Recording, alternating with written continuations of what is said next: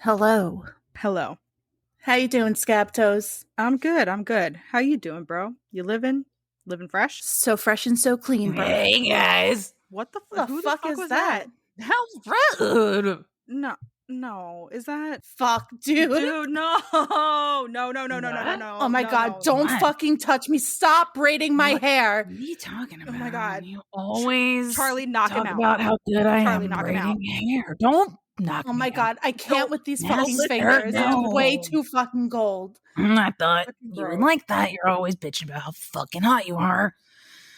I don't share my chili fingers with anybody. You know? Oh my god, I don't like it. I don't like it. Charlie.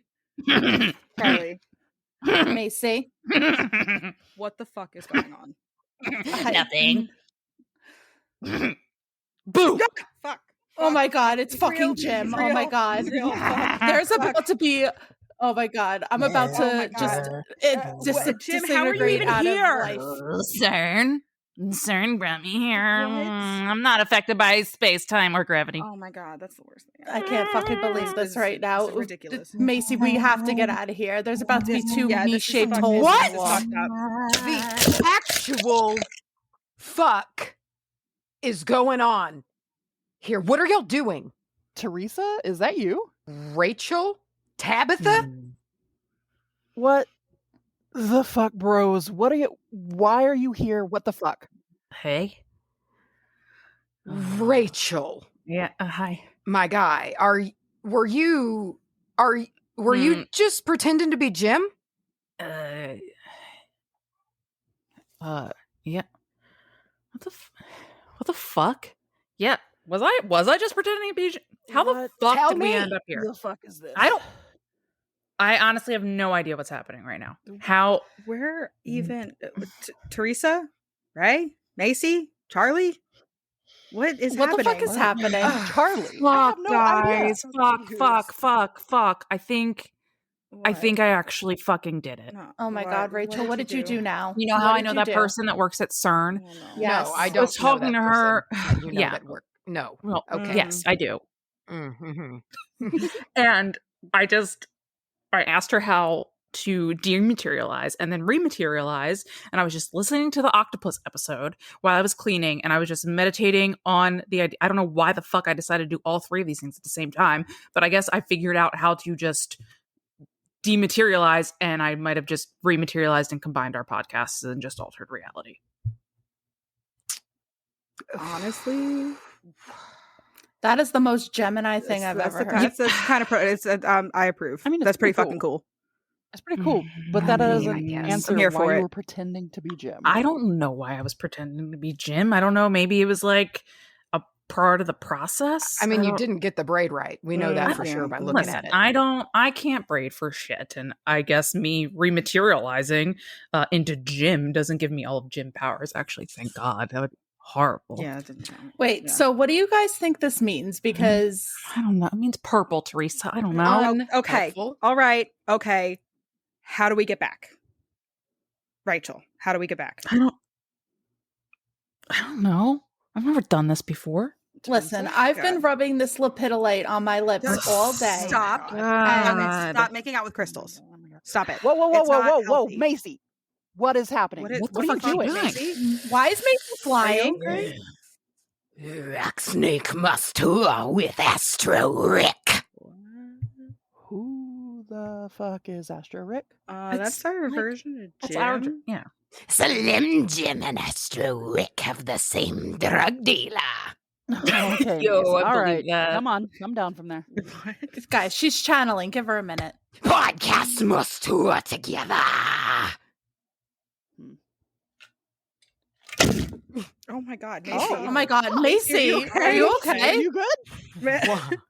What just happened, guys? Whoa. I thought you were fucking with us. Are you okay? What the fuck? I know, man. I wasn't. I guess, I don't know. I just had this dream. We were just in the Northeast Okay, us five. We were just in the Northeast on a podcast tour. Us, Waba, and 2 Geminis and a Leo. Okay. I fucking told you there was a meaning to all of this. You're not wrong. I mean, I really- You did say It was kind of 'Cause- cool. Like we were having a I'd good be down time. for that. Yeah, Should I we- mean, I'd be down. That I sounds mean, fun. I think we could probably We shake could pull that that out. off. Yeah, We could Yeah. just- You want to go on tour? Yeah, like a Wanna put tour. a I tour think together? I think we should go on tour, Yeah. On guys. a little teeny tiny tour. Oh, Just tour. Fuck. The Witch Bitch Amateur Hour and 2 Geminis and a Leo podcasts are going on tour. Stay tuned for more info. And now, let's start the show. I just immediately had a Spice Girls song jump in my head. Oh, which and one? I can't fully flesh it out. Thank you very much. I need somebody with a human touch. I think is it human touch? That's weird. I need somebody with a human touch. I mean, I feel like hopefully, I mean, it gets weird if they have an animal touch, See, my brain went to like alien touch. You don't know. I I think don't know. is it human? I don't know. I need somebody like a human touch. Yeah. I don't know what triggered that. Like, what about you hitting What a good record opener. made that happen? Anyway, how are you doing? Dude, I'm pretty good. I've had an interesting couple days. Tell me about Doing them. pretty good. So first of all, I really want to talk to you about the hockey game that we went to because Okay, it was a time. I had no idea that you were doing this, first of all. So like the first thing that I saw was just these pictures of people humping the ground. They're doing Was their he hips. humping They're the doing ice? their hip stretches. So they all get. It's really Oh. cute.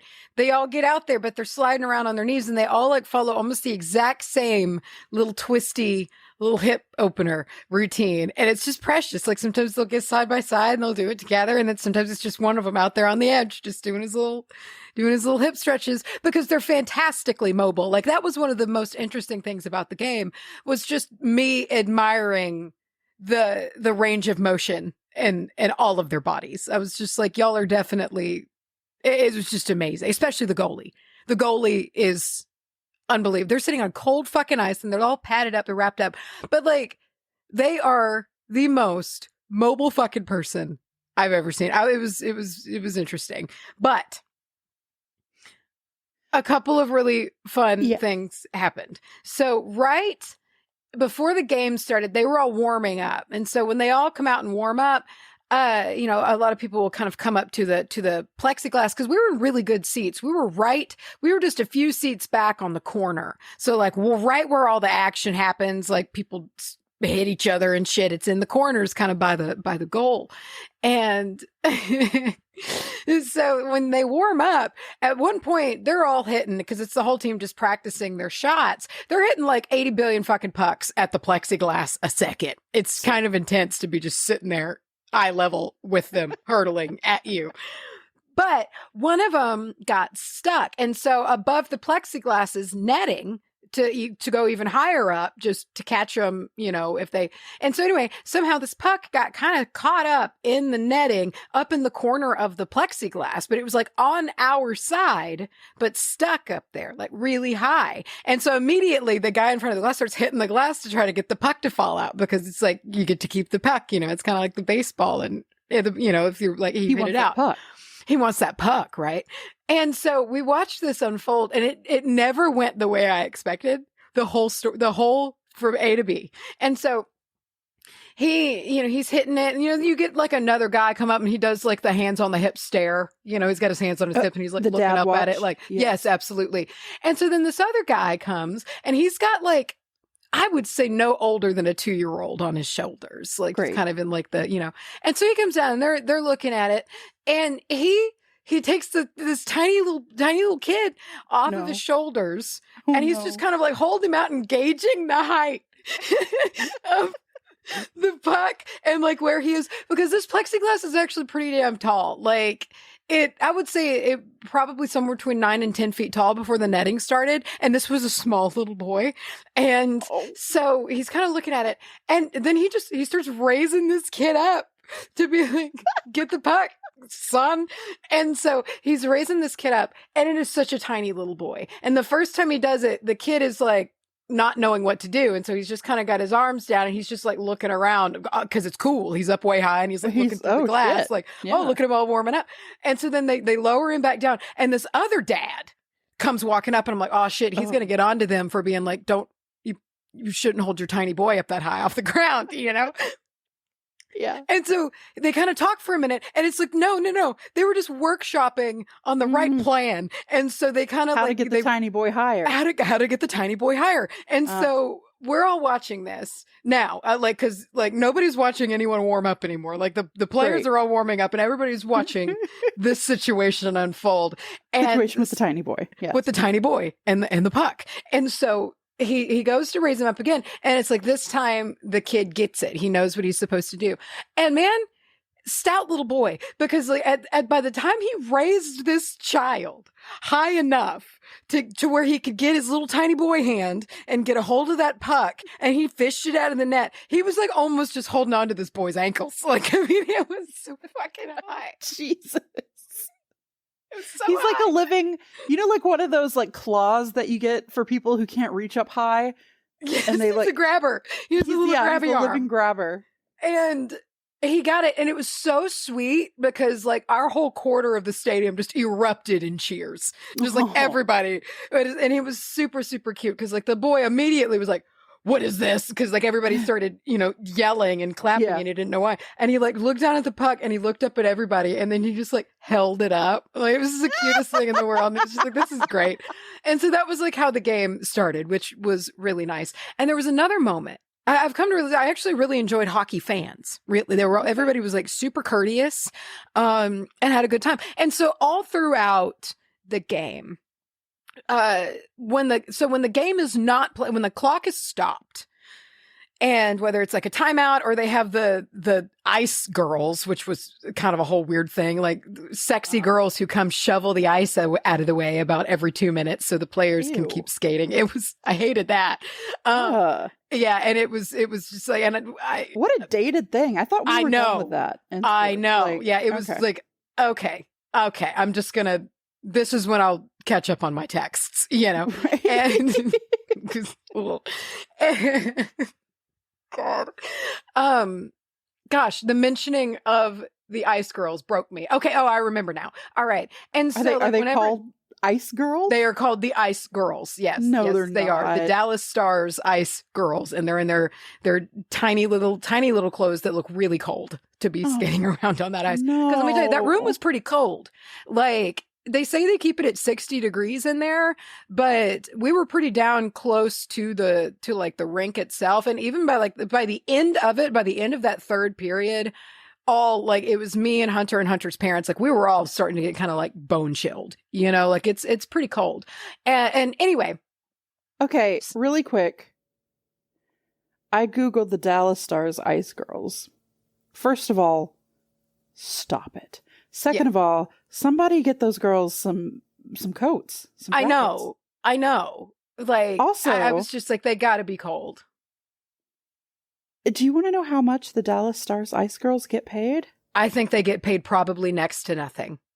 On the higher end were the women who made $15 an hour.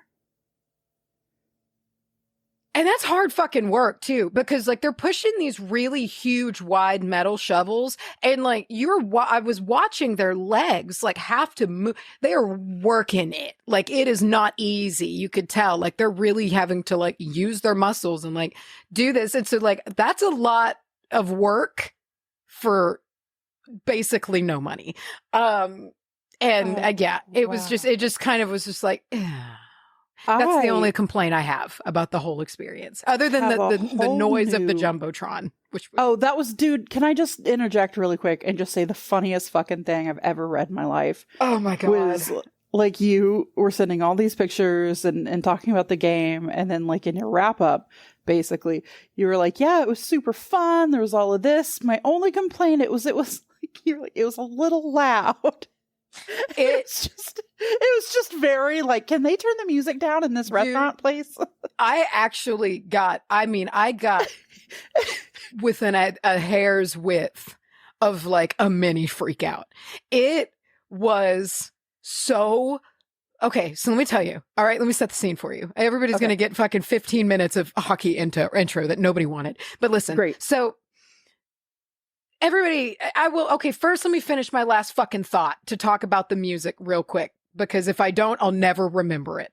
So hold that thought. Okay. Okay. And so shit, hit my mic. So when all that shit was going down, they would play music over the speakers, and it was like, slamming fucking songs. Every one of them was a straight fucking banger all over the decades. So it was just like hits from all time, you know? And it was great. Like you had, I mean, I'm having a hard time even thinking of any, because every single one of them was just like an absolute classic, you know, ranging from like shit like Stacy's Mom to like, I don't know. Think of the best song you remember playing on the radio when you were a kid. That it was there, it played, you know. All right. And so at one point, they only really they have enough time to only play about 10 to 30 seconds max of a song, because it's either the ref is like blowing a whistle and somebody got a penalty and like they have to resituate everybody, or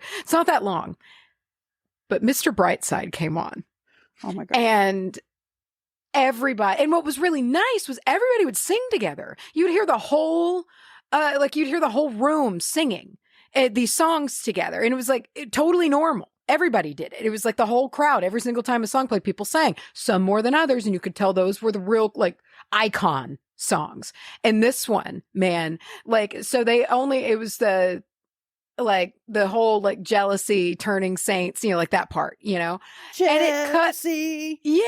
And it cut off at Price I Pay, and there's a lot of chorus left, and so like the music stopped, and the people are playing, the hockey players are all playing, and the crowd sang all the way through the chorus fucking without the music. They just kept doing it, and they got all the way through it, and I was just like, that is a testament to that song, man.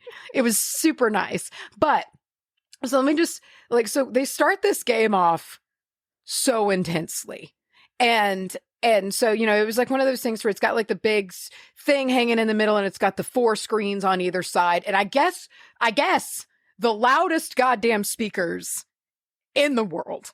And so it's like they're about to come out, like the game's about to start, you know, and the lights go dim because it's screen time, brother. And you're going to watch this really overly dramatic, epic thing that they put together as like an intro, you know, and it's got like Wonderful. It's got like a get hype brass section, you know what I'm talking about? Like it's got like a band get hype brass kind of tuba-y kind of track underneath it that's like universally like the let's go kind of like get hype, the athletes are coming.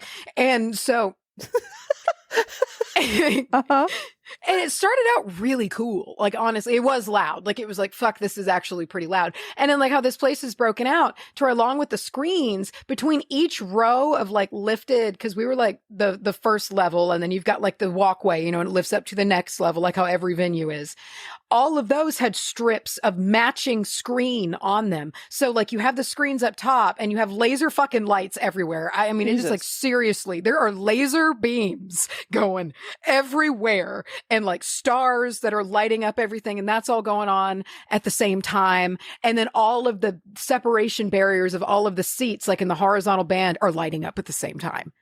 And the loudest fucking sounds are going on you've ever heard. And so the video continues to like this like geometric, crazy, almost like flashy light show type stuff with like, and I can't even describe it. Every horror movie trailer has it all the time, to where it's like, and it's a common like editing trick to where it'll have like a string hold and it's like, wah, boom. Wah, boom, wah, boom, boom, boom, boom, boom. And it like flashes to shit. Do you know what I'm talking about with the string? Yes. It's like a string draw of a violin. And they were doing that, but it went on for like 2 minutes and there's lights everywhere. And it was like the bass was vibrating my chest and the screens were just like flashing geometric shapes. And I was just like sweating in my seat. Yeah, I was could just see like, I can't absolute take flop this. sweat. It was so fucking much. Like, and then but I never really recovered from it. Like the whole rest of the game, like I only felt at peace when they were playing, because when they're playing, there's no music and you just hear the sticks and the ice skates, you know, and it's like, and it would be so nice, but they only play for like at most like 30 seconds at a time, you know? And so it's like, it'd be nice, like sticks and whatnot playing, and then it's just like, here I am. You're just like, Yes. Jesus fuck, you know. So it was, but it was like overall it was an excellent time. Like I was just like, I could go to those somewhat regularly. Like it was fun. I'm glad. I'm glad you had a good time. I've always felt like I've never been a sports person very I'm not much, really you know? either. Yeah. And going to sporting events are generally very boring to me. Like I've been to a handful of Rangers games, and I just hate them so much. But like this was nice. It was in a cool room, you know, because like even like sitting in a sunny section for 4 fucking hours in metal seats at a baseball game, I'm out. You know, even me who loves the sun and loves the heat, I'm out. It's awful. Like this was in like a baseball indoors. It's slow. This was fast. Like the whole game was pretty fast, and like I got to see fucking they're so petty, you know, and they're passive aggressive with each other. And as the game gets longer, they start getting more like fuck you with each other. And like, and it was great because like I don't know what I'm looking for, but like a foul would happen and like all of the fans were like, refs, did you not see that shit? You know, and everybody would yell and be like, call it. And then when they would call it, everybody would cheer. And I was like, this is kind of fun. Yeah, I could dig it. I like it. I'm glad. The only thing is I wish that there was a really big fight when you were there. I did. And I know you're not supposed to wish for that, but come on. You know, it's just kind of like it's part of the fun. I did see a few, like, I mean, definitely a couple of like elbows and like you know, like, but there did a dude from Florida did like shove his stick into one of our dude's jaws, and it was like that looked awful, and he just kept skating. It was like nothing. He just like kicked his head back and then just kept going on, and I was like, how do you go on from that? I think that like rugby players and hockey players are built different. It was incredible because I've seen the show Shoresy about maybe 15 times all the way through. Okay. And I loved it. But it was amazing. It actually I kind of knew what was going on just for watching Shoresy enough time. But I was wondering, how close to the real thing is it? Because I've heard, you know, like Kiso tries to keep it authentic because he played hockey, you know, and it's like it's so important to Canada, and so like they try to get it right. And it was like they would interview players, and they'd come up on the jumbotron, and like none of them, you know, they all have that like deer in headlights, like if you come out on Friday nights, we do, and it's like they can't, they're so nervous, you know. But like half of them had big missing teeth holes, and it was like awesome. So that it's like they're just like, it's a rough fucking game, but I had a good time. I love it. Well, I'm very glad that you had a good time. Do you remember when the Dallas Mavericks, our baseball, no, Charlye, come on, our basketball team here. Do you remember when they went and basically won whatever the Super Bowl for basketball is a couple of years back? Not really, but I do. I don't exactly. Yes, I do. I don't remember when it was, but I do remember the fever of how everyone freaked out. Yeah. I was such a fair weather fan because I had a friend that was really into it, and so like her and I would just like pass it. And we were working together, so we spent a lot of time together. So we would just kind of talk. So I kind of got into it a little bit, and I would watch the games. Not really any clue what I was looking for because basketball is so simple to me. Basketball is hard for me. It just is so fast. It moves so fast. quickly, and that's why I could have a hard time. Yeah. But it got to this, and I just happened to jump in right when the fandom was paying off. You know what I mean? Yeah. Like, yeah. What a time to get into it as they're about to win whatever the Super Bowl is for basketball players. And after they won, my friend called me. She was like, I'm coming to pick you up. And she like came by my house, swung, like this is 2 seconds after the game ended, and everybody's screaming and freaking out. And we drive into Dallas because she wanted to go by Academy and get like, oh God, y'all are those fans. See, here's the thing. I was along for the fucking ride, dude. I was like, That's yeah, I was awesome. riding the high, I was riding the hype, but she really wanted some like t-shirts or jerseys or like some shit to put on her car. You know what I mean? Because listen, people really rode this for weeks after, man. Oh, which it's I a guess, big deal. Yeah. I guess you know that if you're into sports, like, you know, people like you go hard after a big win like that. But we went up to like Academy Sports and Outdoors, and the line. Listen, you could hear, Everybody had the you same idea.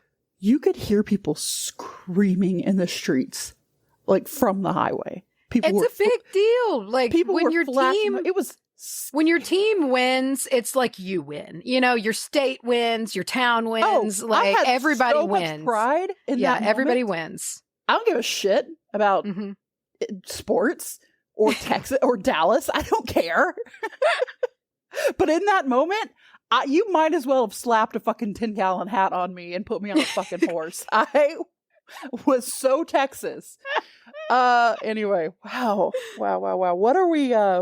What's this podcast about? What are we doing? Oh my God, 20 minutes in.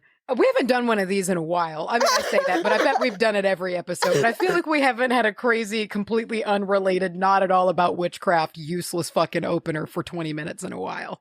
You know, and I was sitting here kind of thinking, like, what do we do? Do we cut this out? Do we put... No, fuck it. This one's for the fans, okay? This is going to be kind of a short episode, I feel like, anyway. At the end of it. I don't know how long your topic is. Mine's pretty short. I'm not feeling too good today. So, like, you get what you get, and you got sports. You got sports. Do you like You how got aggressive I was? I'm making it your fault. Yeah. We do that though. That's how we've made it this far. Is we just Blame the deflect. Yeah, we just deflect any and all criticism outward before it even hits us. We're doing it preemptively. I mean, so that's how you do it. And funny enough, speaking of like, because I remember especially like in the early days, we would do that real hard. I think it was the first episode. We were like, it's your fault you're still here. Yes, we did. I had to go back. I'm talking about Phantom Quartz today. And Cool. I was like, you know what? I'm going to go and refresh myself and listen to the Quartz, just the regular Quartz episode. Way back. And I was like, how fucking far back was that? Episode 10, my God. Yeah. Episode 10. And listening to it felt so different and strange. Like, we talked in that episode about just having hit 100 listeners. Oh my God, weird. I know. I need to kind of come back to that version of myself again. Because I have just been so weird about listening to the old ones. Really, anything like under episode 100, I'm just like, I assume it's just like, do I want to? You know? Well, I mean, and to be fair, anytime I've gone that far back, again, it is usually to hear what I said about something, like in relation to what I'm going to be talking about. But like, still, a lot of the times we're making mistakes, bro. Oh yeah, big time. Yeah, and so it's just like those are part of the learning. Yeah, they're like the learn. You could show that we did not know things. Yeah, we didn't know, and the way that we very confidently would just say things. Oh my God, absolute, just so much confidence. I know we just charged on ahead. That the information was wrong. It's like the episode where we talk, where you and I think we both did it, but it was more my topic. So like, I definitely am the one here, but like, just the rampant and unchecked use of the term smudging. Oh, you know what I mean? And just all the time. Didn't think twice about it. Every day, all Didn't day. think twice. Yeah.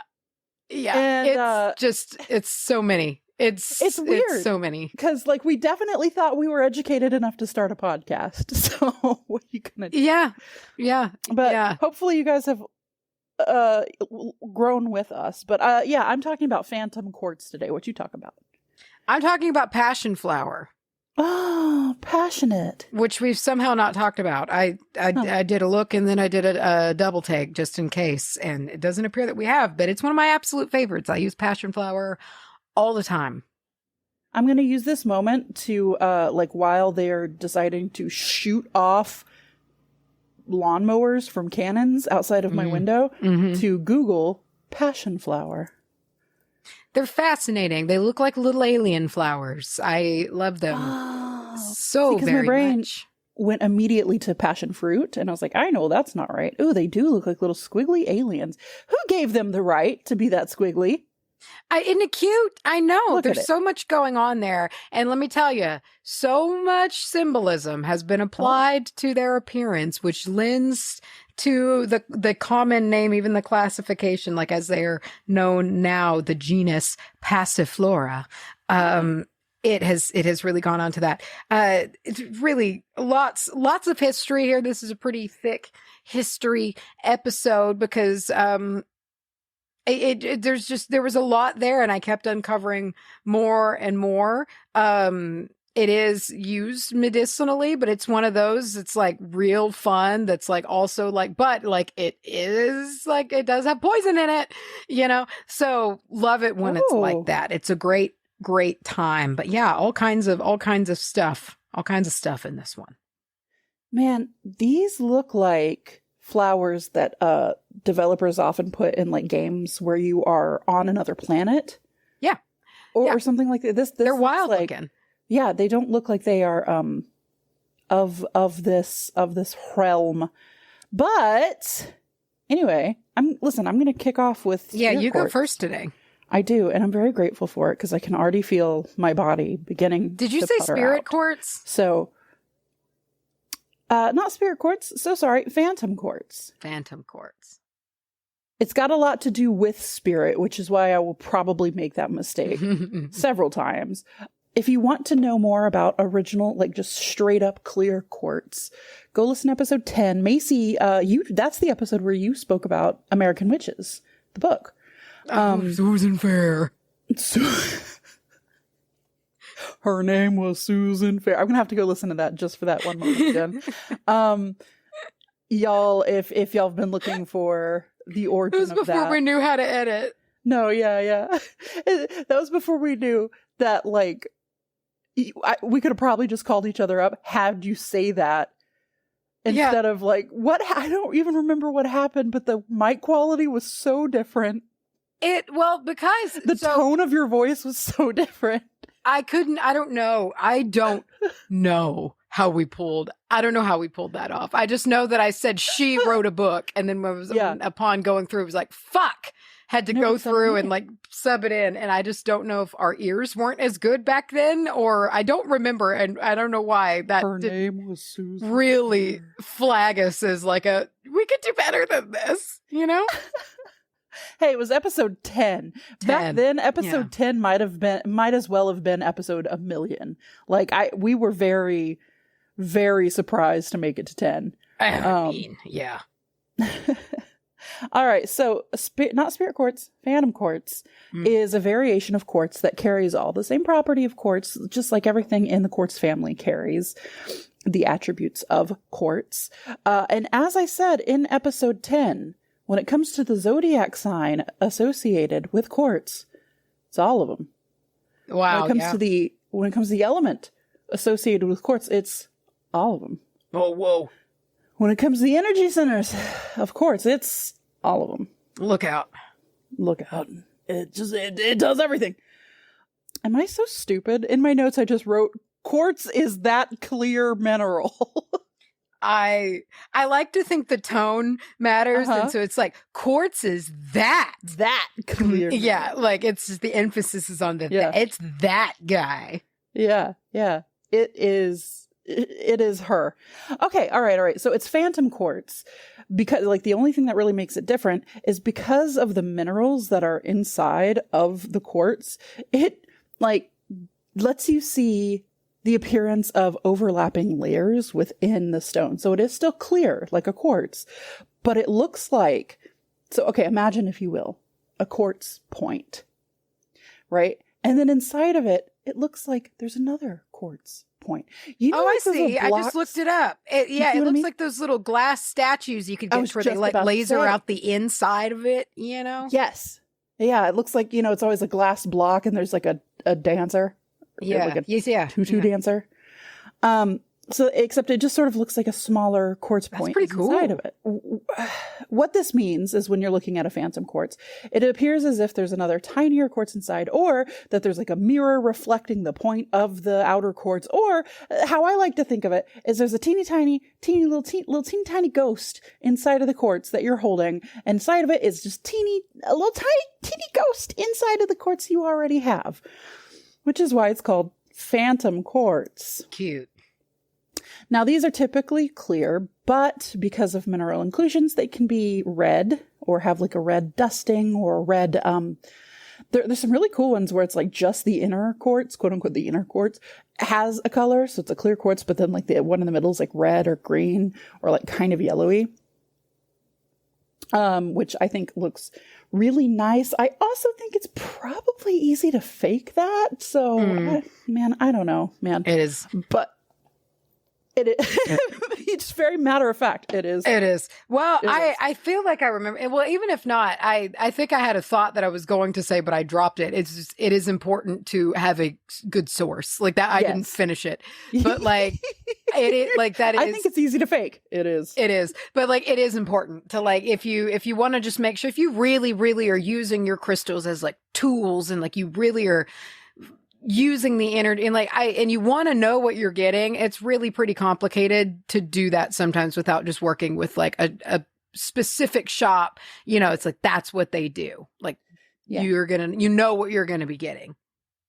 Yeah, and sometimes it can be as easy as asking your metaphys shop, like, hey, where do you get these? And you can just kind of work up the chain, until you find out like where they're coming from. Because sometimes like I don't even always want to put it on your like small mom and pop shop, but like sometimes people are selling things that maybe aren't super legit, and it's not that they knew and even that if or they doing don't know purpose. it, exactly, they could be getting scammed somewhere higher up the line. You know what I mean? It's it always makes me think of what is it that people dye, what is it, howlite? They dye it turquoise and then they're like, yeah, this is turquoise. Yeah. It's just like, okay. So phantom quartz is really cool to me because it has a lot to do with like death, but not necessarily the act of death. Just sort of like things coming back from the past to haunt you. Also, there's like a lot of spirit work and just all these other things that you would associate with like a spectral being, which I think is really neat. If you are perhaps I don't want to say spry, you're not as like lustful for life as you once were. If you're feeling a little dead, might you say, if you're feeling like some of your pep has left that step, your spark's a little dim. This can be a good stone to kind of you're kind of here, but you're kind of not here, much like a phantom. Get it? This could be a good stone to work with. And sorry, as I was saying that, I just got a message from Kim, and all I saw was the first two words. It just said, "It's insulting." And it's like she was directing it directly at me. But so like a ghost, anything that you could associate to the past. So if you are still feeling traumatized by past happenings, if you are having trouble letting go of things from the past, if something is sort of haunting you, as it were, this is a good stone to work with. It can also help you sort out. What I thought was interesting with this is I saw someone say that you could like kind of work out things that you're confused about. Like maybe you don't really know what path you're on in life yet. Like maybe when someone asks you that question, like, hey, if you had all the money in the world, what would you do? You know, that question that like, what would you do? And then you're supposed to do that as your job because it would make you happy. Therefore, you're never going to work a day in your life, blah, blah, blah, which is not how that works. But, when somebody asks you that question and you just go fucking blank and you're like, I don't know what I want. Like, Jesus, what do I want? You start to panic. Yeah. Like, I'm 40 and I should know this. This could be you can kind of tie this into like maybe the confusion that one feels when, you know, you don't really know where your spirit is. You know, you're neither here nor there, and you're kind of just existing. Like you're just floating through and kind of going through the motions, and there's no real goal to anything other than like eat, sleep, clean your house up, get through. You know, like just kind of, you're moving through life, but with no real passion for anything. It can kind of help wipe out the confusion, as they say, that can come along with that. This is also a good stone, obviously. You saw this one coming, to work with spirit. Any kind of diviner out there. Now, this hits so home for me that this can, through meditation, help you connect with the spirits that are always there with you. Sort of how the little ghost quartz is trapped. No, I don't want to say trapped, but it's encapsulated inside the outer quartz. This is for like the ones that are always nearby. They're like your permanent phantoms, your permanent spirits that you have around you, your team, your guide, like however you want to refer to them. This is the one that you can use to work, to talk to them, reach out and specifically speak with them, get their guidance. Not necessarily that you can't work with just like any old random spirit, like you sure can, sure. But if you're having trouble reaching out to the one that you know is there, but like you can't quite picture them, or you can't quite hear their messages yet, or you're just kind of struggling, you know they're there, but you don't know anything about them, it can help you with that. This stone also brings the still silentness of like a graveyard. You know when you're in a graveyard? It's the same feeling. Dude, we've talked about that. You ever just been in a graveyard? I miss being in a graveyard. I've been thinking about that. We need to go to another graveyard. We need to go a little graveyard. But we've had this conversation before about snow. You know, when a good heavy snow comes and you go outside and it's just the lack of that, it just absorbs the sound. Yeah. And it just feels different because of that. Everything feels like close in and muffled, like just silent. And it's that same feeling for me when I'm in a graveyard. I mean, don't get me wrong, energetically and spiritually, I'm getting shouts. But on our plane, it feels very kind of calm and peaceful. Yeah. And, you know, that's what a cemetery is supposed to be. It's supposed to be a good, nice, restful place. So this stone can kind of help bring that peace and calm and quietness. So if you are going through a time in your life where, whether it's your mind that's being like super loud and obnoxious, or perhaps you are in a space of constantly having to deal with like noise, background noise from others. And I think of this as almost like in an emotional way. So not necessarily that your parents are like slapping pots and pans around in the night. Right. But like, maybe they're just not nice to you. Maybe people aren't nice to you and you want to quiet that down a little bit. You can kind of help, you know, bring this in and have everything shut the fuck up a little bit. Yeah. So those are kind of the the signatures of the Phantom Quartz. But alongside this, if you're wanting to help work with it in sort of I struggle to say medicinal way, but a mundane sort of way, or a physical kind of way, this one fucking cracked me up. And I don't even feel like not talking about it, because sometimes you come across stones and it's like, it's going to help cure your blood diseases. And I'm like, ooh, I'm not going to say that on a podcast. But this one was like, this one can help when rubbed on an area that has fallen asleep. Great. It will help bring the sensation back to life. How do you prove that? Because that just kind of happens, you know? Dude, I don't know, but I'm sure a nice cold stone massage is gonna feel good. Oh, it's gonna be great. What. But I had no qualms sharing that one here, because it feels like that one's a hard one to fuck up. Yeah, no matter what, it's probably, you know what? It's probably going to wake back up. Now, from what I could see, the Phantom Quartz only seems to come in a pointed variety. forming from the quartz points. Like, I didn't see any polished, like, round stones with, like, a smaller round stone inside of it. Because it is all about how the light is refracting and how the crystal grows and shit like that. So, this is natural. It is a natural thing. It's not like one of those things that they drill into and fucking pump. What is it? Air? How do they make those little glass blocks that have designs in them of like fat babies? Lasers? I don't know. Lasers? I guess they etch it. Is it etched? I have no idea. Magic. Dude, I swear to God, I thought they just like shoved a needle in it and pumped a little bit of air. And I, now that I'm thinking about it, for all I know. Now that I'm thinking about it, it doesn't seem like that's correct. But that's all I've got. And it was a shorty. But in looking for a stone to talk about, it was so different to me. This one feels very different. It feels like a little entity almost in itself that you can kind of, and I don't know, you might say that about all stones, but this one has a nice little physical reminder. You look at it and there's a little dude trapped. There's actually a ghost inside of it. Yeah. Oh, I hope so. Yeah, just there all the time. Little ghost, and you can just go rub the stone and like a lamp, he'll come out. Yeah. Yeah, and he'll make your tingly leg come back to life. Yeah. Yeah. What a friend. What a good guy.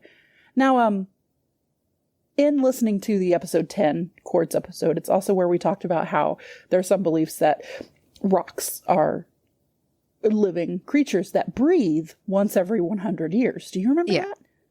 So yes, I sort of like to think of the little ghost that you see inside of a phantom quartz is just a rock that has breathed recently.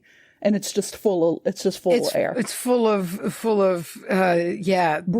breath life. Spirit air. Yeah. And he's nice and full of oxygen, and he feels good. Mm-hmm. Ready to do spirit stuff. Oh yeah. Spirit stuff. All right, well, I'm about to talk at you for a lot. Okay, I'm going to snuggle in. I'm going to glab this blanket and drink my not good for me at all, but hey, it helps my soul feel better, Coca-Cola. Coca-Cola. All right. I have had such a weird fixation on Coca-Cola. You ever do that? You ever get in food fixations? Every few years, I will have I will slip right back into every time I need to go anywhere where there's like a cashier, whether it's the grocery store or a gas station. I want to get a rainbow roll of Mentos. Mentos freshness, every day's freshness. Mentos freshness for your life. Mentos, the fresh maker. I don't like the mint ones. I only like the candy ones. Yeah. I remember I got one on the way up to Anahata's on your recommendation. Mm-hmm. And they were all good, but there was one color. I forget. I think it was like the orange one that just tasted like dog shit to me. Which I like. I like all of them. They're all great. Whatever it was, I remember. Yeah, I remember I took them from you. Yeah. Huh. Wonderful. All right. Talk to me about passion flower. Passion flower. All the genus, as I said earlier, Passiflora. There's about 550 or so species of these flowering plants in the family Passifloraceae. So you really just stick in the things we always like. We got another Aceae and we just stuck it to Passiflora. Great. So these are mostly kind of like they're tendril bearing vines. They got little grabbies. They'll climb. They can also be shrubby or and things like that, more of that kind of shape instead of just kind of creeping in tendrils. So depending on the species, there are some species of passion flower that do not produce quite the showy flower, that like you were just looking up earlier in the episode. Yeah, they look like really special one. What's the Pokemon that's the flower and it just farts up a bunch of poison? What is it like? Its name is not Perfumania because that's a store, but it's like it is something like that. It's something like that. Like I'm gonna Google. It's Pokemon between that and like farts. Plumeria. It's blue and red. I think it's got like a blue body and the big red petal head. It's a poison type. I know that. And because I remember Wait, hold on. it's hard to get in Pokemon Here's Snap. a picture of him. Oh, fuck. Pokemon have gotten so hard for me to understand now. I'm such an old lady. What is its name? I'm scrolling down. It's making me scroll. Vileplume. Vileplume. Okay, I was not. Really I know. There's about 400 people that I hear yelling at us through space and time. Yeah, well, we got there. We got it. It's fine. So, sorry. the flower does ripen into a fruit. So they don't have pits, but there are seeds in there. And these fruits that are associated with the passion flower, they were cultivated as crops. Like they were purposefully cultivated by the Aztecs and the Mayans and the Incas. So there were medicinal uses for the plant, which were known of and utilized. Namely, there are the sedative qualities that can come from the plant, which in a way is how it's still being used today. There's a lot of home remedies utilizing passion flower for for anxiety, just kind of, or sleep, things like that. So, passion flower has a lot of alkaloids in it, and they act on our central nervous system. So this is a nervine herb, and it has these derivatives in it, which I don't exactly know what that means, but I'm speaking science to you, such as harmaline, harmalol, and harmol, which all sound a lot alike, and like they could be like triplets. Which in low doses can help produce like a sleepy kind of effect. So there was also traditional use for snake bites and fevers. So indigenous people in Mesoamerica, they utilized passion flower as well as other plants to help with urinary problems. So, things like that, which you want that shit straightened right out because it is not fun when it is not working properly. Did people back then have a lot worse bladders? Because I feel like everything we talk about is like good for the bladder and kidneys, good for the bladder and kidneys, good for did everyone have UTIs all the fucking time? I don't really know. I mean, imagine it was hard to keep yourself. Well, I was going to say hard to keep yourself clean, but that's not. Well, true. I know that they, a lot of water was mixed with alcohol purely to keep it keep it from being full of bacteria. Like it was kind of like, had that. It would be sterilized from bacteria, I guess. But I don't know. I mean, I would have for sure died. I would have died so quickly. In childhood, passion flower, I would have died. Perhaps not with passion flower. But that was from a site it was from tlahui.com. It was actually a site in Mexico, like a kind of alternative medicine site in Mexico. I had to translate it, but it had a bunch of really interesting information on like the indigenous uses there for passion flower. So kind of following there was a lot of really interesting and also sad information that circulated this Christmas about like the poinsettia flower and like the truth of it, like what it's actually called, like before it was taken and just kind of changed. Did you read that? Like I missed that. It was and so basically it was like explaining the original name too of it, which is, or how like it, because poinsettia, of course, isn't the original name, but as we're about to talk about again, colonizers would just come over and be like, this is this, and then take it and just claim it. And, but it's like, no, it had a whole existence. It had a whole thing going on with this existing culture for way, way, way longer. And it's just like that. But in doing this, it wipes that out along with the intentional cultural genocide that was going on as it was, and literal, all the genocides really all at once.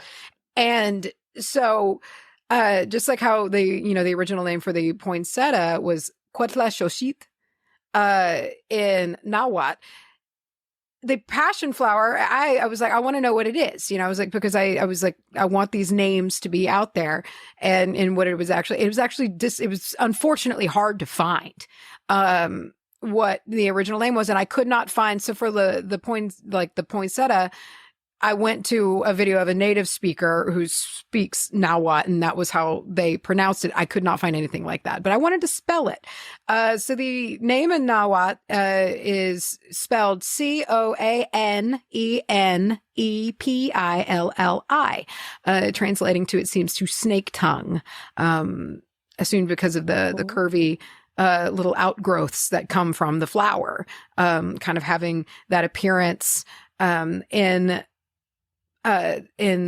or to the Mayan culture, it was known as Pochil or Pochil, or Cancelak, Kansel-ak. And so those were the native names for the plants there.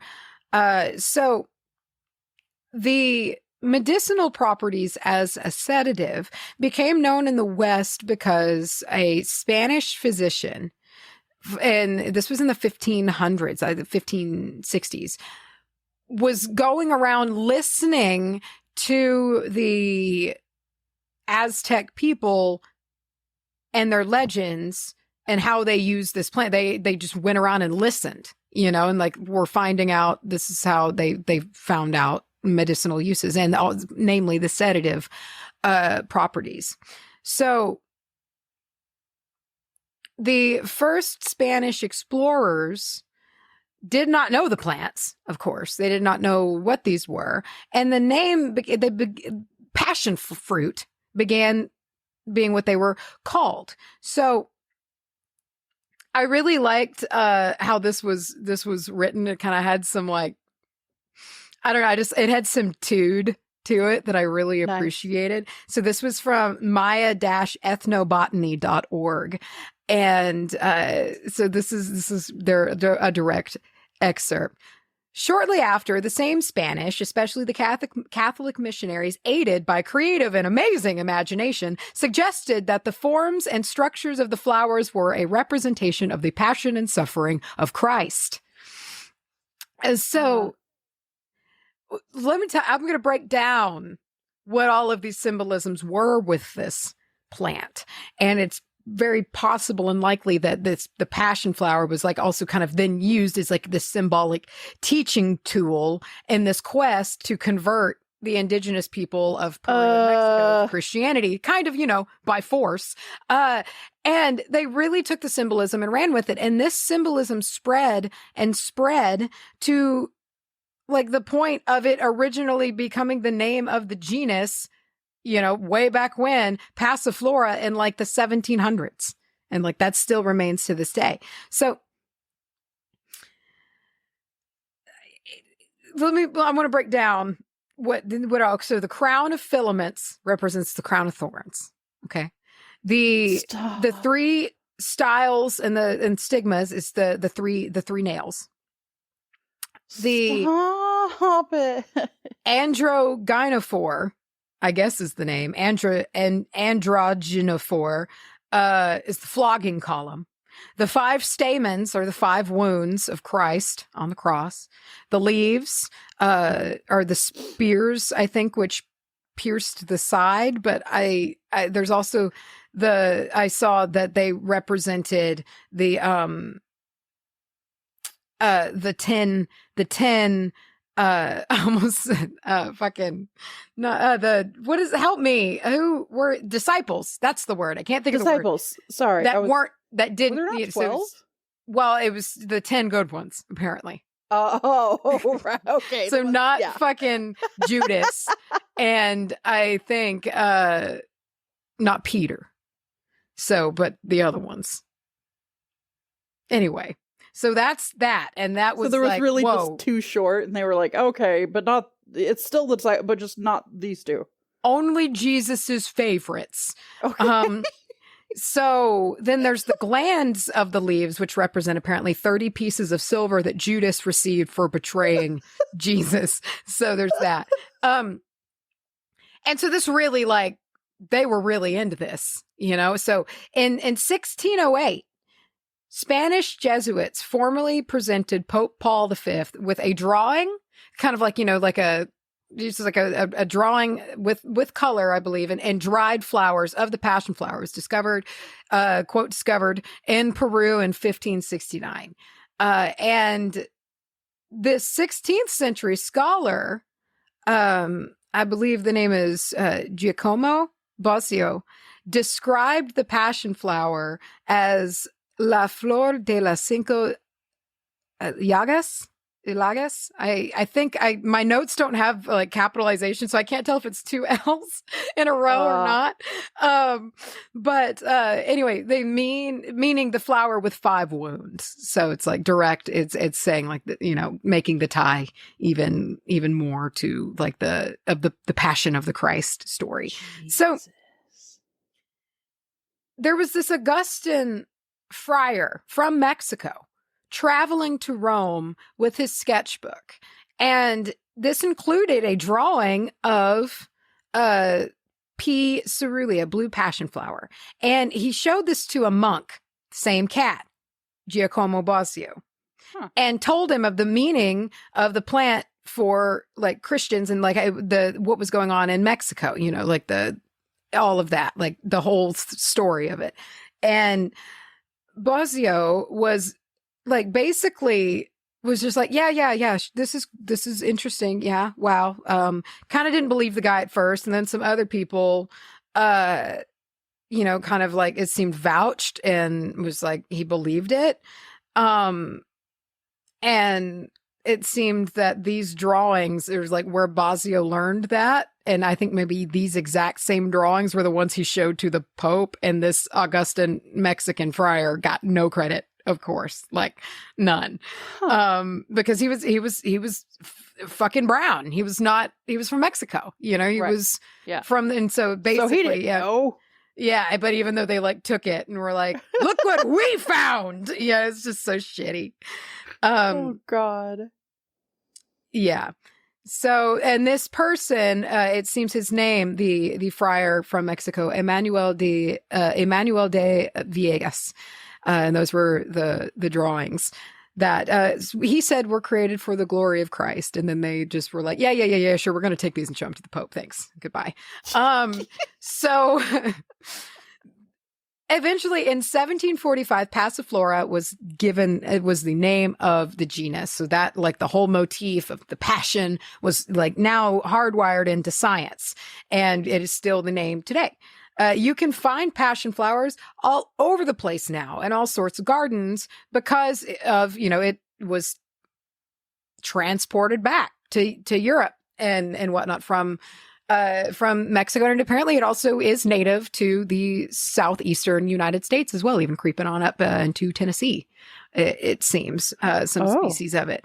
So they were all brought over and then it was kind of bred and changed. And, so you can find passion flowers growing like ornamentally all over the place now.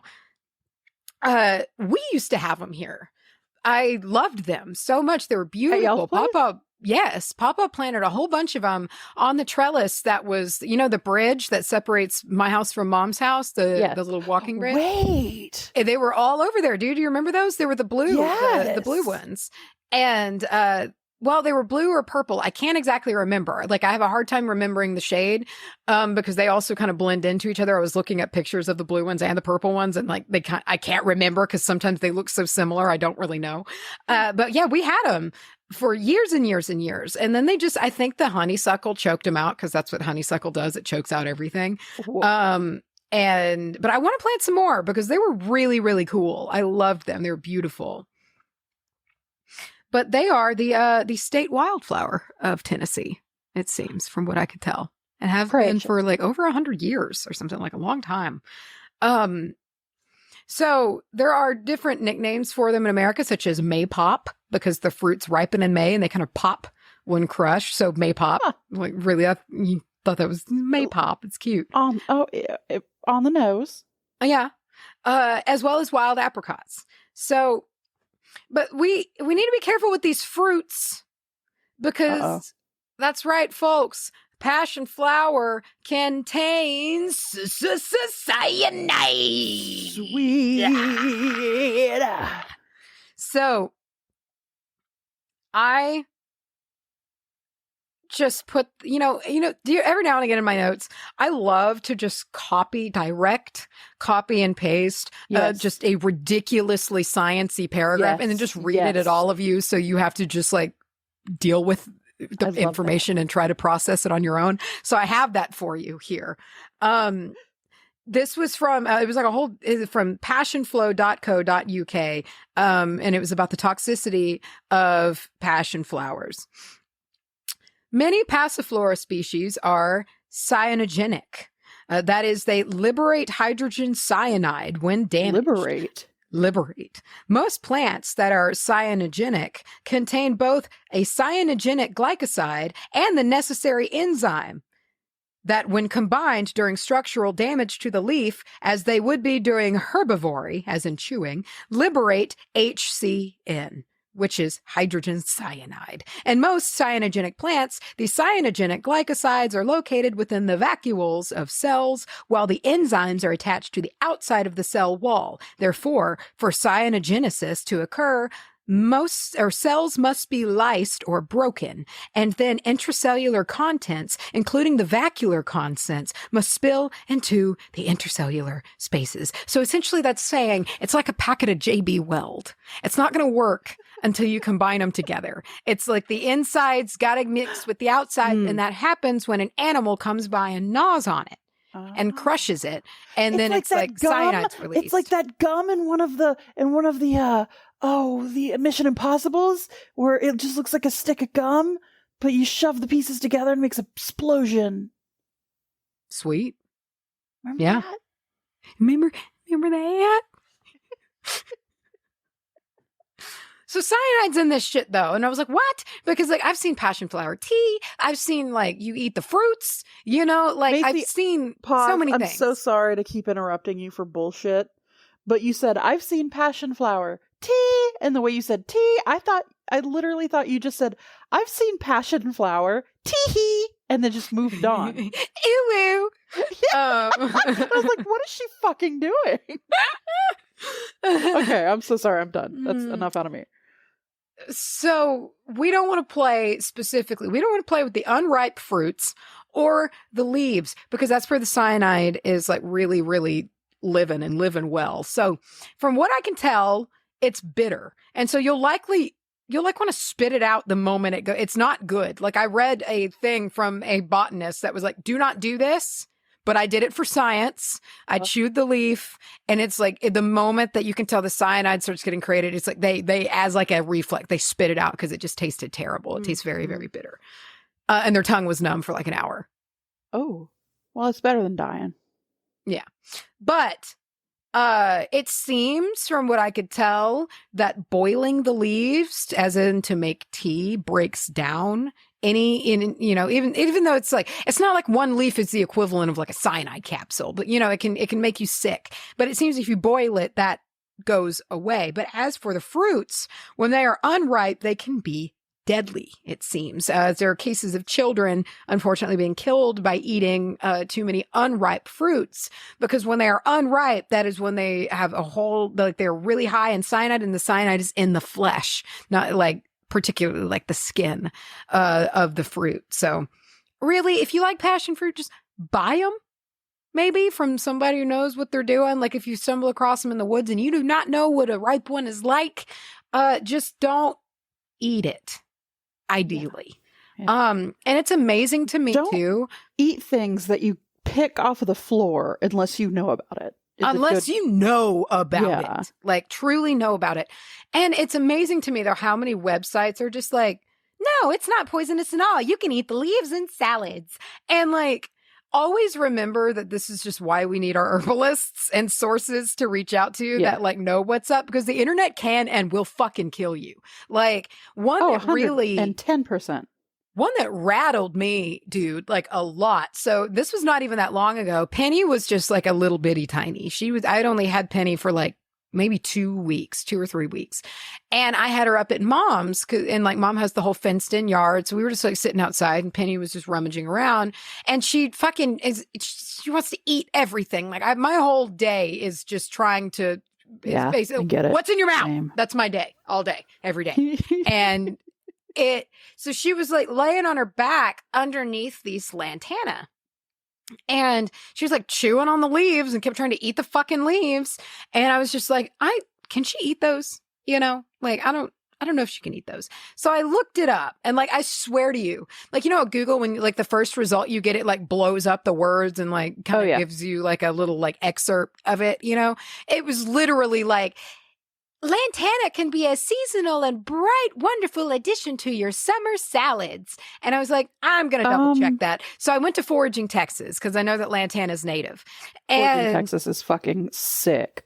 It literally was like, this shit will kill you so easy. Like at one point it's got a picture and like Foraging Texas, like they'll be like, generally, you know what? Yes, it's like they're not even like they know what they're talking about, and they will say like, generally, probably this could be safe. And for them to say something is deadly, as they did, because like there were pictures of the flowers, and I read verbatim.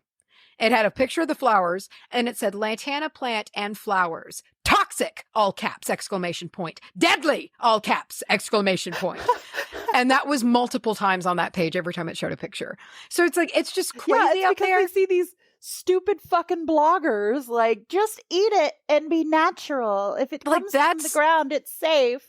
That's the thing. Like, just remember that many of these like alternative health sites are not run by people with any training. They're like blogs. They're just random people. Dude, I mean, listen to us. I mean, surely this is hopefully not on the same level, but I did full on say like, yeah, just dunk your malachite in water. And like, yeah, that's toxic. So like, but I just like to think that y'all know, don't listen to us. You know, don't like, if it is a matter of putting a foreign substance on or in your body, don't listen to us. You know, don't like anybody. Do your like, research, like, and good research. Foraging a doctor, maybe. Yeah. ForagingTexas.com will be there for you. Will be always. I don't care where you're from. People just say anything. I don't care who you are. I don't care what you did. As long as you love me. As long as you love me. I know that's not the same song, but I can't hear that and not think about that. I hate it. Where am I? Here we go. Let's talk about the metaphys.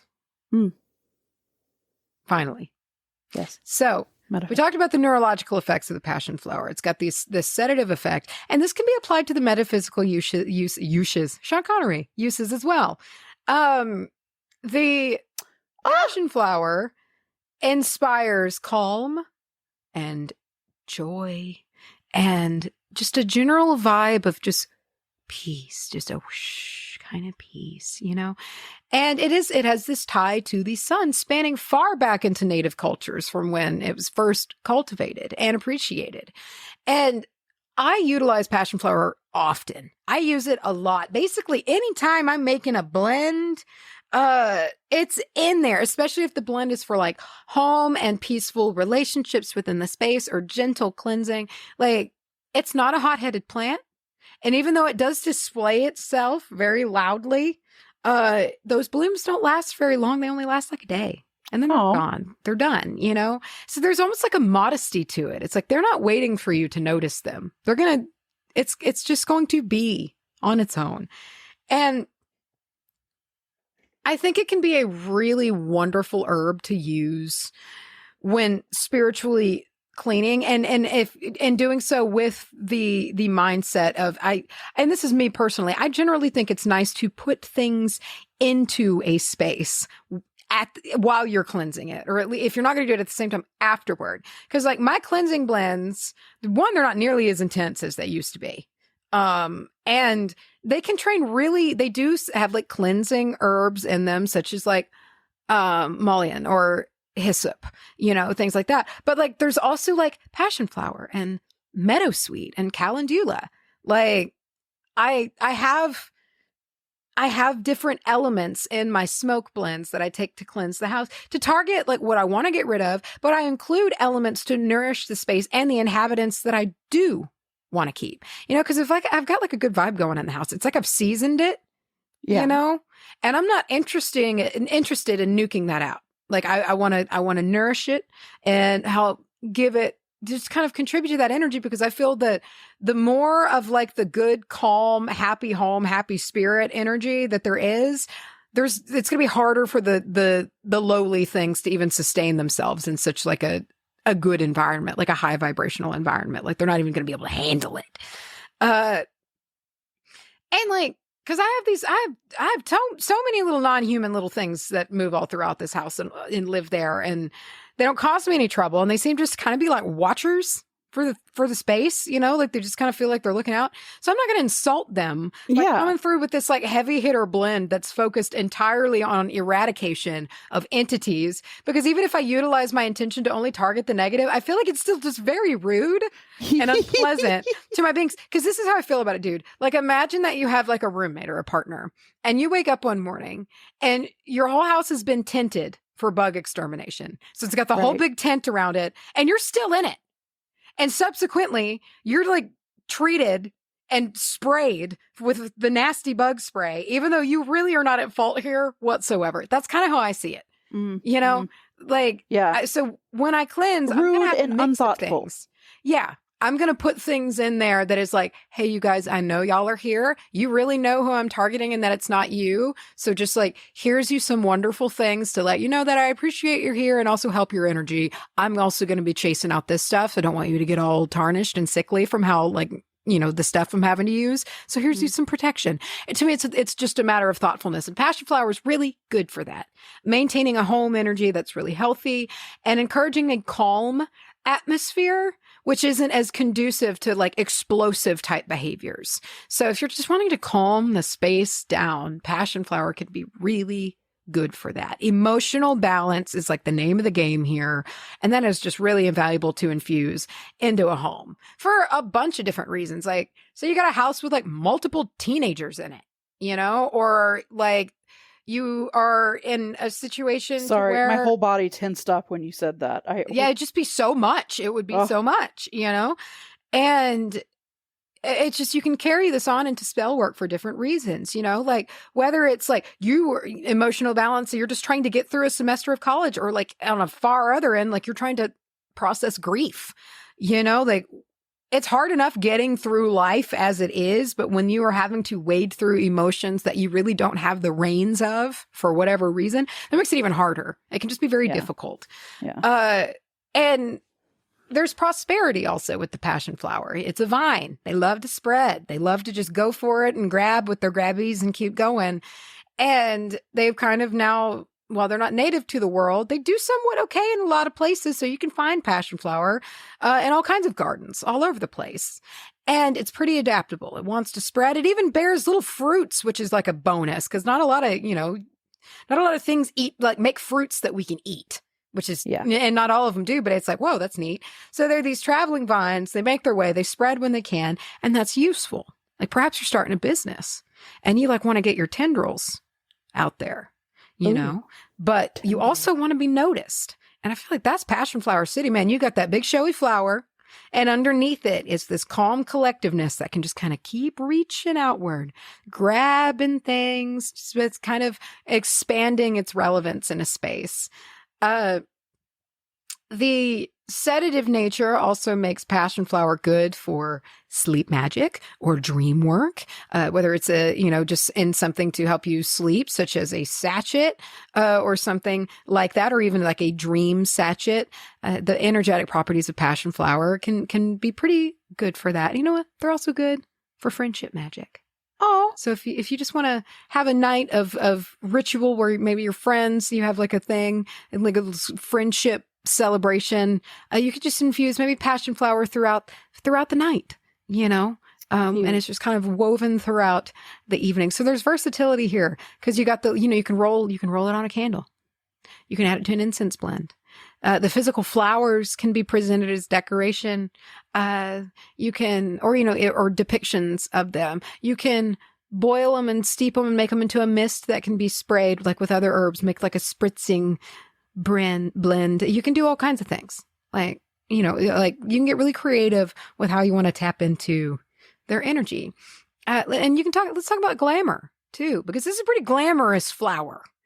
And they're glamorous in their own way, which is what I really like. They look alien. They don't even look like they can be called a flower. Like they look like they should be something else entirely. That's like a different name, but like not a flower, but like they're just like very, very different.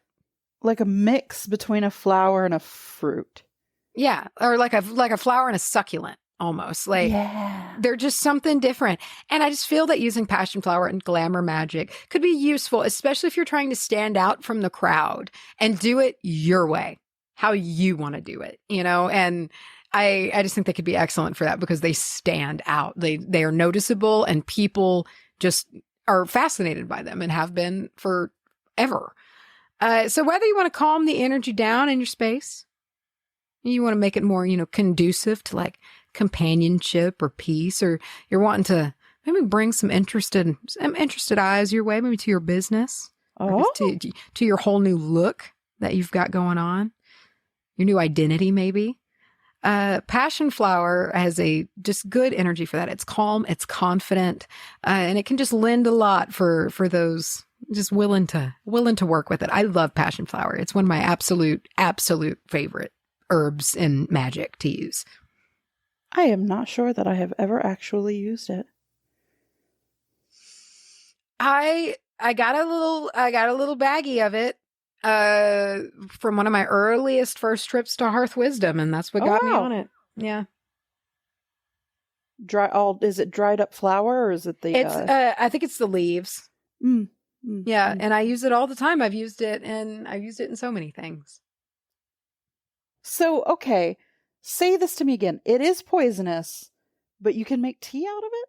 It seems, bro. It seems that if don't answer me in an absolute, but yeah, it seems that if you boil it, it breaks that down because there's passion flower tea all over the place. And so it does seem to be, I even looked up, I was like, if it's dry, does that reduce it even more? I couldn't really find an answer on that. So just doing your own research. But yeah, I mean, like, it seems to be general, like, you know what I'm saying. I don't know. It seems like it's mildly toxic, but these always really confuse me. Like, I know that things happen chemically when you treat them with heat and shit like that. But like, there's still a part of me that's like, oh, I don't know, man. Yeah. Like, I mean, I know I have had passion flower. I've had it before. Sure. Like, but yeah, it seems, I mean, from just what all I saw online is that it seems to be fine, but do your own fucking shit because I don't know anything. Talk to your personal doctor. Yes. Call him up on your speed dial. On your speed. Do you remember? That's not even real anymore. Do people have speed dial? Surely not. I remember that though. You had your setup few people, man. Do you call them right up? Do you know anybody who has a landline? Not anymore. My parents held out for a while. Yes, but I think it's just because they had one in their house, and it was just like, yes. Well, we've got it, why not? I remember the latter time, like the latter years of it, because like the phone would ring about every 20 minutes and it was always spam, like every single time. Oh my God, dude. It got to, and particularly in my parents' house for some reason, it got to, that's all it was for. It was a spam machine. It's like nobody called, but they had it for like emergencies, ? Is what they said. I don't know, man. Interesting. Yeah, I remember it though. I remember calling up friends on our little landline, like having my little cordless little phone and talking to my friends. Cordless phones. What a scam. It worked. I feel like they never worked quite right. Ours worked, yeah. I feel like it was always getting caught in like, it was always like people were picking up the conversation or I was picking up other people. That's how you got the glorious you sure as hell ain't getting the keys to Durango moment. Maybe But- that's because y'all were around a bunch of people. Out here, it wasn't a big deal. Out here. Yeah. Yeah. We had no issues. Why'd you turn Scottish for a moment? We had no issues. None. Oh, nah. That wasn't Scottish. It was an accent though. It was from somewhere. Someone on earth sounds like that. Dude, hold on. Assigning Zodiac to accents. Oh God. That'd be a good bonus episode. That'd be fun. We need to remember that. I don't know why it took me so long to put that sentence We're on a together. good roll with doing those on those, and those are fun. Wow, we did it. We did it. We got through another episode. We've made it another week before quitting. Join us next week for the last episode. If you're good. If you behave. I'm trying to think if we've got any announcements or anything like that coming up. I mean, we do have some stuff, but we're going to unfold it out. If you listen to that intro, we're going to unfold it out in little snack bites, and you're going to have to wait for it. Yeah, we refuse to talk about it anymore. You're going to have to beg. No, we will give more out. But it is fun. I don't know if I've ever heard you do the I'm the devil voice before. You're gonna have to beg. So yeah, just be on the lookout for that. Shameless self-plug for myself. Macy and East Yoga exists now. It's real. It's a living thing out in the world. You can go find it and look at it. Links you can in the stare at it. description. Yeah, Go it's there. check it out. Get your And- ass on a yoga mat. Come put your taint on the ground with me. Oh, dude, you need merch that says that. Yeah. Macy your and taint East Yoga. on the Taint ground on the- and your head in the clouds. And that's where we are. With my taint on the ground and my head in the clouds. Clouds. Find this taint and spin it. Yeah. Yeah. Your taint will come off, but there's nothing in it. Where is my taint? Taint. Okay, guys, I think Fabulous. we're silly. Yeah, I think we are. Yes, Charlie. I think we're silly. I think we might be silly. Do y'all think we're silly? I think we are diagnosed as silly. Silly. Yeah. I went to the doctor and he looked me square in the face and said, "I'm sorry to tell you this. You're silly." You're silly. You've got a really bad case of the sillies. The Of the sillies. silly willies. We're gonna have to rein you in. Listen, you can't be around other people. This is a very contagious case of the silly willies. Of the silly willies. Oh my God. Excuse me. Wow. Well, All okay right. then. We'll let you go. We release Yeah. you from this spell. I release you from the spell. Yeah, he does. Does he say I When release he you from the finishes it. spell? Yeah, from this spell. From the spell. Yeah. You have no power. Yeah. Gandalf the Grey. Crow. Is that what he says? Storm Crow? Yeah, because He's Gandalf's got 400 names. got a whole bunch of. He gets around. Yeah.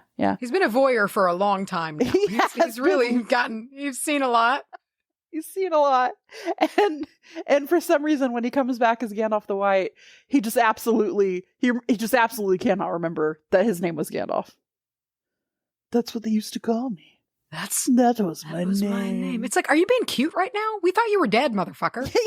What is this? Who? We just thought you were Saruman. Or You like, remember- what Sauron? Like, why are you doing this? You remember everything about this whole intricate ass story.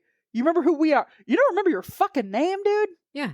Like, you just burned my hand with my own sword, and you're gonna make me play this game with you right now you and didn't act have like to you don't fucking know who do. you are?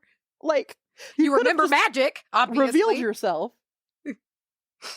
and not played this stupid game that ended up with me with 4th fucking degree burns on my hands. I'm a fighter. I need this. You get We're about to go infection in fight those Sauron. days. Yeah.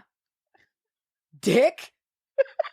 I don't like Gandalf the White as much. I mean, he's a badass. Don't get me wrong. He's fucking cool. But I like the humble nature of the Gray. And I just feel like he loses that a little when he becomes the White.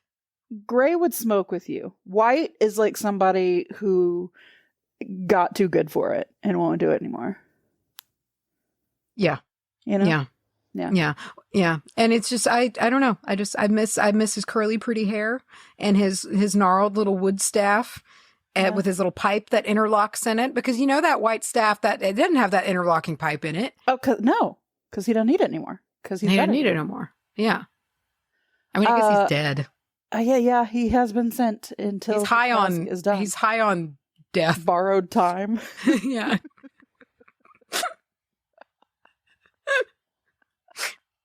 Also, what a fucking cheat! Like, he gets dead. He deads up real good. He gets dead. Everybody gets dead. And then his ass goes to heaven or whatever. Well, yeah, sure. Wherever wizards go. Wizard heaven. And the gods are just like, look, you didn't die. That doesn't count. We're going to send you back, and we're going to make you super powerful. Like, just do that more. Send more. I mean, why in the hell, the wizards? Why in the hell did this all happen the first time? Like, why did everything hinge on Elrond's fucking dumbass when they could have just sent more wizards back, so that when Elrond is just sitting there watching Isildur walk out, and when Isildur gets to the entryway, you know who's there? 40 fucking wizards. And they just blast him into the lava. Why didn't that happen? It's like, when Gandalf comes back over the thing and he's like, on the dawn of the 3rd day, look to the east, and he brings the whole Rohirrim with him. It's like that, except instead of the Rohirrim, it's all wizards. It's all wizards. They all are mad at each other because they can't stand each other's company. They all think they're smarter than each other. And all of that angst and energy, they just blast right at him and maybe knock Elrond into at the same time. Into his ass. Yeah. Should have been that way. Can you imagine you can send them back like that? Audacity to sit there and go, I was there the day that men's strength failed, or whatever. Do you want to brag about that, you fucking loser? This is your fault. Maybe you should keep that one quiet. Yeah, because we're just all now going to have someone to point to, and it's you asshole.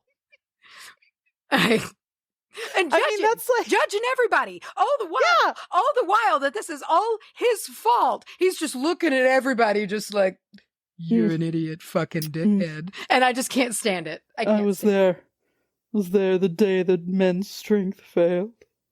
Like, you're going to say that your strength failed. Your physical strength. You could have shoved him over the cliff. Brother, can you imagine? Like, I'm trying to even think of an equivalent to this. Like, you're just sitting there watching somebody like stab someone to death. I think, you know what? He's just projecting. He's projecting his guilt on everyone else. He knows he absolutely did wrong. knows. He has to know. He better. Because, I mean, like, the elves are proud, but they're also wise, And so I just have a hard time believing that you can have Galadriel, just this very, like, a self-aware being with all of this wisdom. And then you have Elrond. And it's like, he's got, it's like, he has to know, like, when do elves fucking sleep? When he lays in his big fancy velvet coverlet at night, and he's just laying there. I just know deep down, he knows he could have done something about it. This is all his fault. That's why he's like covering up by acting like he cares so much about who his daughter's getting dicked down by. He didn't care about that. But that's where he's focusing his energy. Yeah, because it keeps his own mind off of his indescribable failure. Yeah. Yeah, the pain and suffering of so many for so long. Yeah, millions of lives. Because he didn't stick out his foot and trip a dude. Yeah. once. Didn't. Shut up. I mean, elves have some magic. Fucking, I mean, if we're going by the movie script here, you can make horses out of a shallow creek. What can you do with lava? You know? Like, make horses out of lava and run his ass down. Like, you... I don't get it. Dude, can Lava Horse be a Rock Snake song? Lava horse. Lava Horse.